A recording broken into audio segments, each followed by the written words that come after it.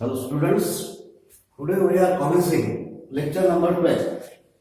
तुम्हाला कल्पना आहे आपण चालू आहे 12वी मॅथ्स मधील पेपर फर्स्ट मधील टॉपिकचं नाव आहे पेअर ऑफ स्ट्रेट लाईन्स आणि यामध्ये आपण लेक्चर नंबर 11 मध्ये जे पाहिलं त्याच्या पुढे आता आपल्याला बघायचं आहे.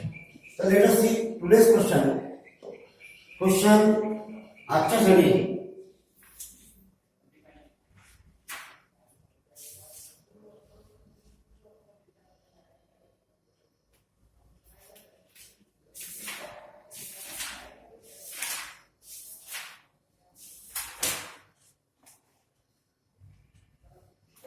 क्वेश्चन नंबर 4 एक्सरसाइज आपण चालू आहे exercise 4.3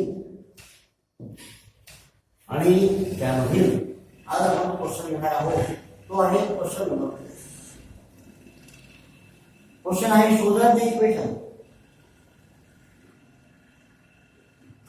show that the equation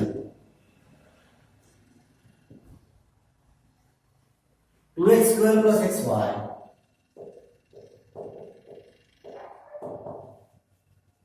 minus y square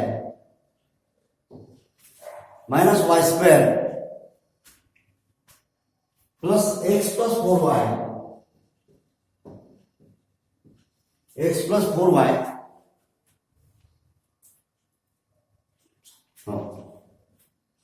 minus 3 is equal to 0 represents a pair of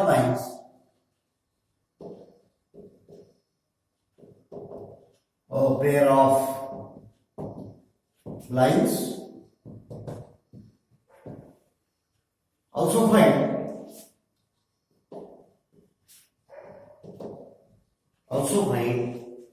the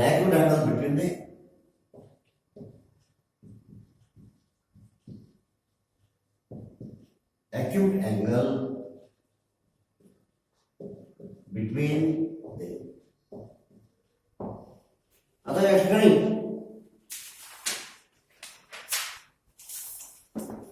हे इक्वेशन आहे आपण कालच पाहिलं हे इक्वेशन कोणत्या स्वरूपाचं आहे हे इक्वेशन आहे ax square plus 2hxy plus by square plus twice gx plus twice fy plus c is equal to 0. This is the general equation. आपण काल याचा प्रूफ पाहिलेला आहे आणि म्हणून आपल्याला या ठिकाणी हे इक्वेशन या इक्वेशनशी कंपेअर करा. ते इक्वेशन तुम्हाला दिलेलं आहे ते इक्वेशन या इक्वेशन सोबत कंपेअर करायचं करस्पॉन्डिंग व्हॅल्यूज काढायच्या आणि रिझल्ट जे मागितलेले आहे ते काढायचे आपण.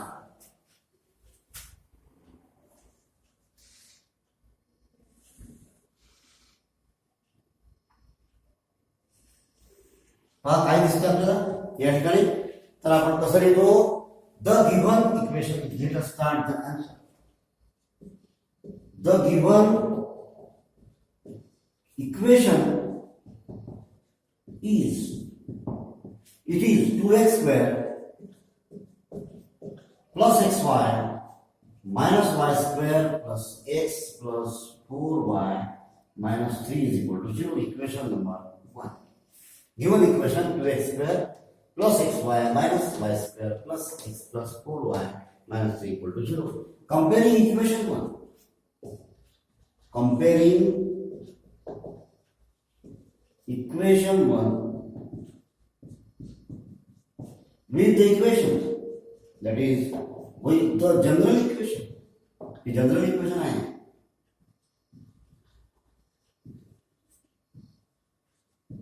जनरल इक्वेशन त्याचा फॉर्म्युला तुम्हाला पाठ पाहिजे ax square plus 2hxy plus by square plus twice gx plus twice fy plus c is equal to 0. Equation number 2. and therefore a ची व्हॅल्यू आपल्याजवळ आहे 2. xy चा कोएफिशिएंट आपल्याजवळ आहे twice h. twice h ची किंमत या ठिकाणी 1 आहे. xy चा coefficient 1. therefore h is equal to 1/2. त्यानंतर y स्क्वेअर चा कोएफिशिएंट b आहे. b ची किंमत -1. त्यानंतर टॉईस जी जो एक्सचा कोएफिशियंट आहे, twice G is equal to एक्सचा कोएफिशियंट या ठिकाणी 1. Therefore G is equal to 1/2. वायचा कोएफिशियंट टॉईस एफ, वायचा कोएफिशियंट टॉईस एफ आणि तो आहे वायचा coefficient 4. Therefore F is equal to twice F ची किंमत जर 4 असेल, एफ ची किंमत काय असेल 2 and c is equal to -3. अशा प्रकारे आपण या किमती काढलेल्या आहेत आणि आता आपल्याला दाखवायचं आहे की हे इक्वेशन काय दाखवायचं आहे, the equation represents a pair of lines. आणि आपल्याला माहित आहे कोणत्या कंडिशन मध्ये पेअर ऑफ लाईन दाखवते, त्याच्या दोन टेस्ट आपल्याला माहित आहे. पहिली व्हॅल्यू आहे डिटर्मिनंटची किंमत जर 0 असेल तर, आणि दुसरी काय आहे h² - EB याची किंमत शून्यापेक्षा मोठी किंवा शून्य जर असेल, म्हणजे शून्य जर असेल तर ते इक्वेशन हे पेअर ऑफ लाईन्स दर्शवते. And therefore let us start first. Number 1 a check आहे डिटर्मिनंट ऑफ याची किंमत 0 दाखवायची आहे. आता डिटर्मिनंट काय आहे AHG, काल पाहिलेला आपण HBF अँड GFC. याच्यामध्ये किमती लिहा. दिस इज इक्वल टू ए ची किंमत 2,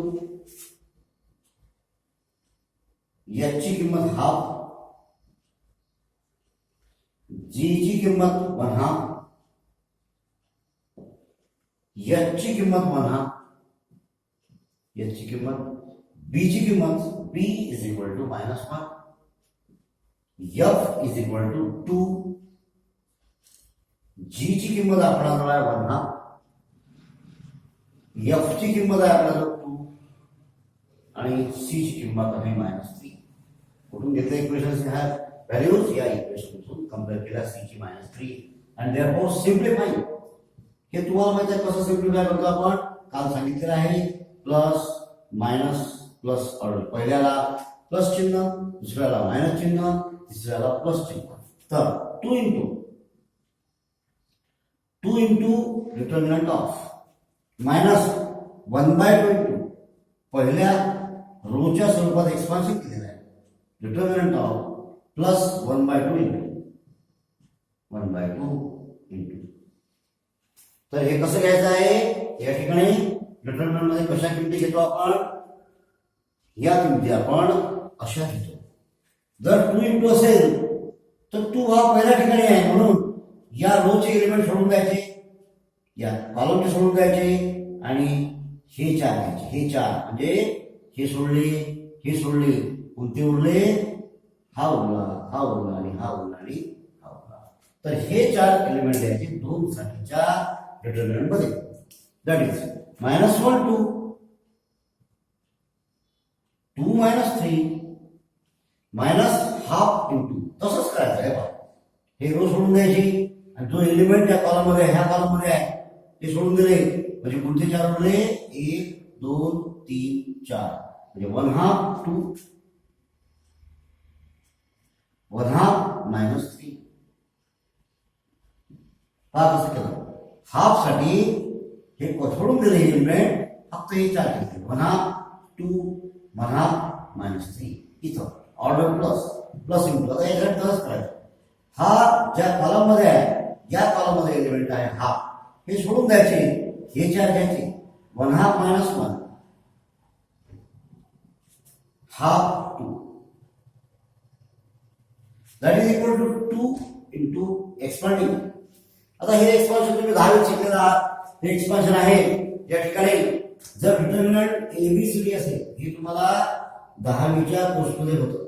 याचं उत्तर म्हणजे एक्सपान्शन आहे असं, याचा गुणाकार करा, मायनस याचा गुणाकार घ्या, AD - BC. तर ही या डिटर्मिनंटची व्हॅल्यू आहे, उत्तर आहे.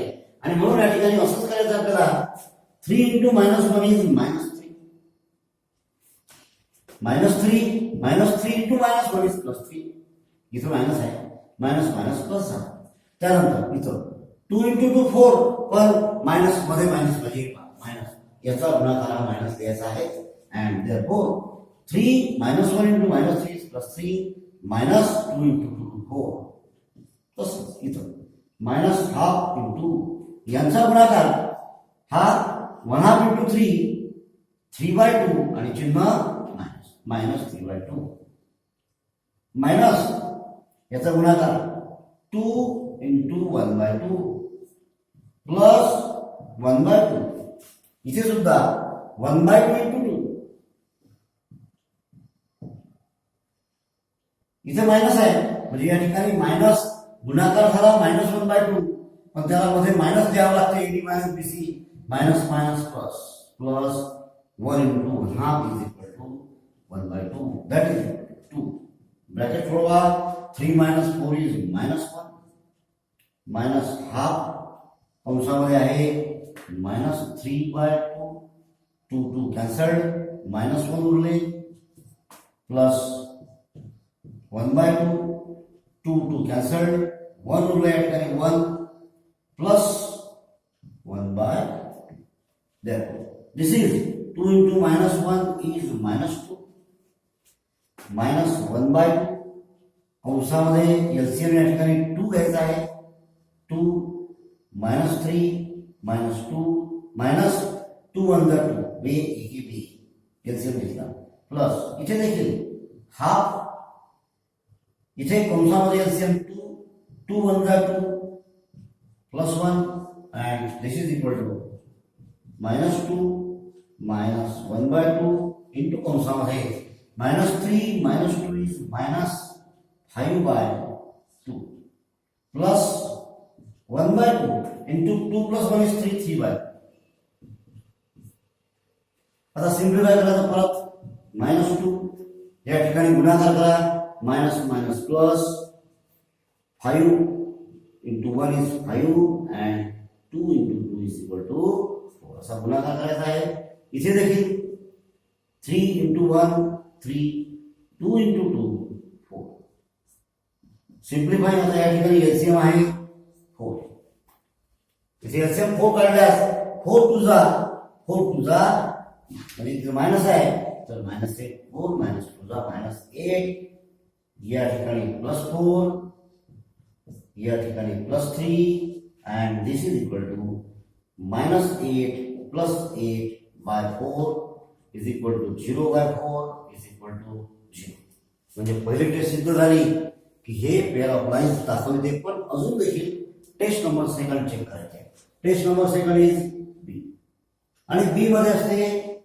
s square minus ab is equal to calculate s square याची किंमत आहे आपल्याजवळ 1 by 2 चा स्क्वेअर मायनस ab a ची किंमत 2 आणि b ची किंमत -1 2 minus 2 दुसऱ्या कंसात -1 this is 1 square is 1 2 square is 4 minus minus plus 2 this is again LCM 4 या ठिकाणी 1 आणि या ठिकाणी 4 टू जा 8 दिस इज इक्वल टू 9 by 4 आणि ही किंमत शून्यापेक्षा मोठी आहे अँड आता काय दिसलं आपल्याला पहिली टेस्ट आहे या डिटर्मिनंटची किंमत 0 पाहिजे 0 आलेली आहे दुसरी टेस्ट आहे h स्क्वेअर मायनस ab ची किंमत एक तर 0 पाहिजे किंवा ती शून्यापेक्षा मोठी पाहिजे म्हणजे पॉझिटिव्ह पाहिजे तेव्हा शून्यापेक्षा मोठी आहे शून्यापेक्षा मोठी आणि म्हणून आपण म्हणू शकतो equation 1 represents a pair of straight lines हा झाला पहिला पार्ट की या ठिकाणी हे दोन लाईन्स दर्शवते आता दुसरा पार्ट काढायचा आपल्याला find the acute angle between them let theta be the acute angle theta be the acute angle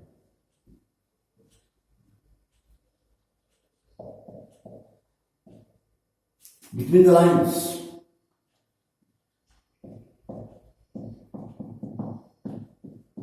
therefore formula tan theta आपल्याजवळ फॉर्म्युला आहे आपण पाहिलेला याच्या आधी 2 under root of s square minus ab and divided by s square minus ab divided by a plus b. This is equal to modulus of tan theta ची किंमत 2 under root of h square, h ची किंमत 1/2 square, h ची किंमत 1/2 square minus ab, a ची किंमत आपल्याजवळ 2 आहे आणि b ची किंमत -1 आहे. s square minus ab upon a plus b, तर a ची किंमत 2 आणि b ची किंमत -1, a plus b बरोबर 2 under root of s square, h ची किंमत 1/2 चा स्क्वेअर मायनस a ची किंमत 2, b ची किंमत -1, a plus b 2 minus 1, and therefore tan theta is equal to modulus of simplifying 2 under root of 1/2 चा स्क्वेअर, 1 चा स्क्वेअर 1, 2 चा square 4 minus plus, this is 2 divided by 2 minus 1 is 1. Therefore tan theta is equal to modulus of simplifying 2 under root of LCM 4, या ठिकाणी 1, या ठिकाणी 4 to the 8 आणि छेदामधला 1 लिहायची गरज नाही. Tan theta is equal to modulus of 2 under root of 8 plus 1 is 9/4. Therefore tan theta is equal to modulus of 2 under root 9, 9 is under root 3, 4 is under root 2, 2 cancel झाले, and therefore we have tan theta ची value आपल्याला मिळाली, ती आहे tan theta ची किंमत फक्त 3 मिळालेली आहे, and therefore theta is equal to theta. आता हे tan जे आहे हे tan डावीकडे इम्पोज केल्यास ते इन्व्हर्स होते उजवीकडे, कारण हे डावीकडे tan आहे, इकडे जर आणलं तर ते tan इन्व्हर्स होते negative, and therefore tan inverse of 3 is the angle. This is the acute angle between the lines, between the required lines. तर अशा प्रकारे आपण प्रश्न 4 केलेला आहे. आता आपण पुढच्या प्रश्नाकडे वळू.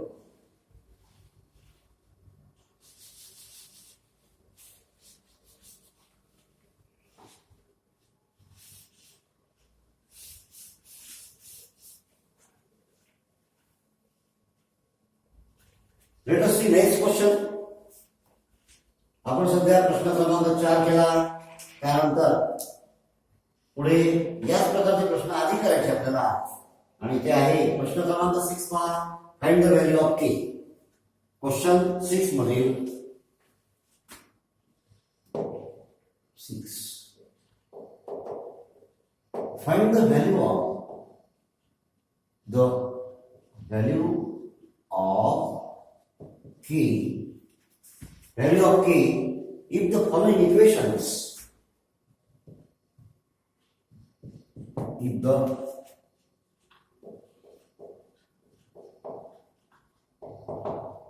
following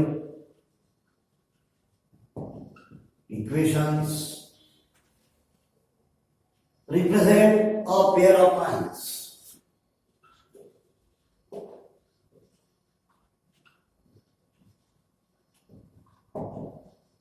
Pair of lines. आता यामध्ये 3 क्वेश्चन दिलेले आहे. क्वेश्चन 1, 2, 3 आपण तिसरा करायचा आहे. Question number 3 it is question number 3 is, that is equation number 3 given as x square plus 3xy.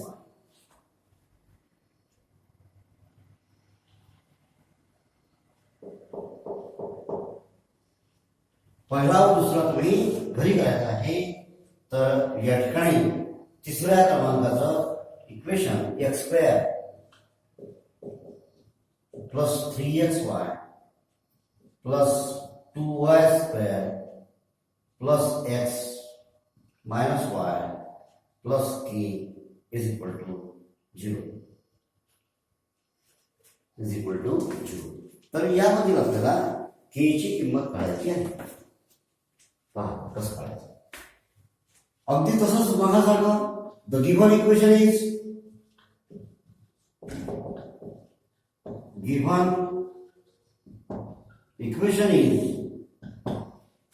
x square plus 3xy plus 2y square plus x minus y plus k equal to 0. याला म्हणायचं आपण equation number 1. Equation 1 झालं. आता याला काय करतो आपण, general इक्वेशनशी काय करतो, कंपेअर करतो. त्याको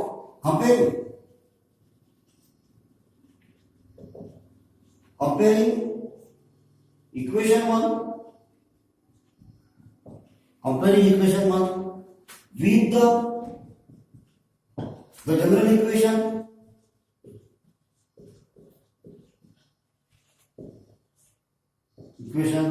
पहा काय इक्वेशन आहे ते सांगा.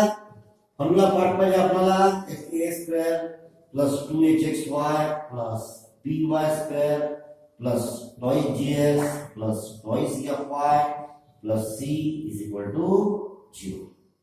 And this is equation 2. आता या ठिकाणी कंपेअर करा व्हॅल्यूज.